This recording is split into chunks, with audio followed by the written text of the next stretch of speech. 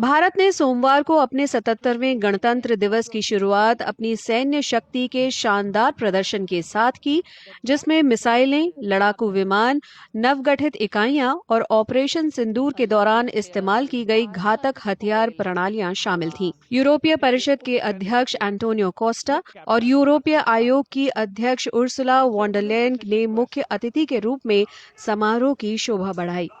राष्ट्रीय राजधानी के कर्तव्य पथ पर आयोजित इस आयोजन का मुख्य विषय वंदे मातरम के 150 साल था। परेड की शुरुआत राष्ट्रपति द्रौपदी मुर्मू द्वारा सलामी लेने के साथ हुई। यूरोपीय परिषद के अध्यक्ष और यूरोपीय आयोग की अध्यक्ष के साथ वे पारंपरिक बग्गी पर सवार होकर कर्तव्य पथ पर पहुंची थीं।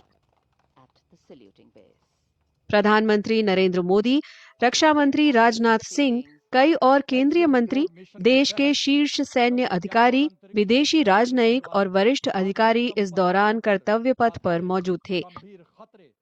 लगभग 100 कलाकारों ने विविधता में एकता थीम पर परेड की शुरुआत की। इसके जरिए देश की एकता और समृद्ध सांस्कृतिक विविधता को प्रदर्शित करते हुए संगीत वाद्य यंत्रों की एक भव्य प्रस्तुति की गई।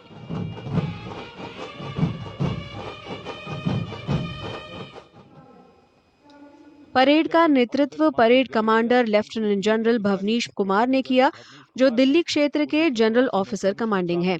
आज की परेड के commander lieutenant general Bhavnish Kumar. मई 2025 की शुरुआत में ऑपरेशन सिंदूर के दौरान भारतीय सेना द्वारा तैनात प्रमुख हथियार प्रणालियों की प्रतिकृतियों को प्रदर्शित करने वाली त्रिसेवा झांकी एक प्रमुख आकर्षण रही। पहली बार परेड में भारतीय सेना के चरणबद्ध बैटल एरे फॉर्मेट का प्रदर्शन किया गया, जिसमें एक हवाई घटक भी शामिल था। इसमें एक उच्च गतिशीलता टोही वाहन और भारत का पहला स्वदेशी रूप से डिजाइन किया गया बख्तरबंद प्रकाश विशेषज्ञ वाहन शामिल था।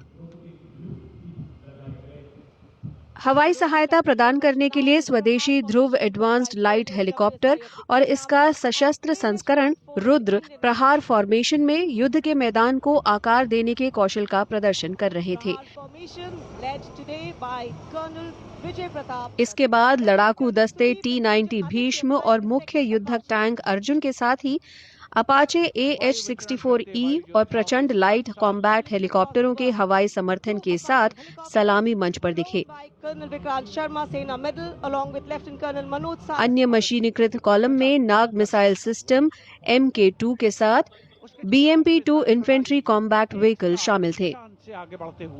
भारतीय सेना की मशीनीकृत ताकत के यूरोपीय संघ की एक सैन्य टुकड़ी, जिसमें सैन्य स्टाफ का झंडा और समूह के नौसैनिक अभियान ऑपरेशन अटलांटा और एस्पाइड्स के झंडे भी थे, परेड में शामिल थे।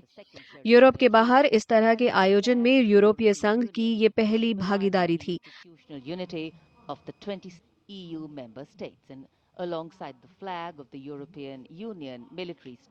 परेड में प्रदर्शित प्रमुख हथियार प्रणालियों में Suryastra universal rocket launcher system URLS, BrahMos supersonic cruise missile और आकाश मिसाइल सिस्टम शामिल थे।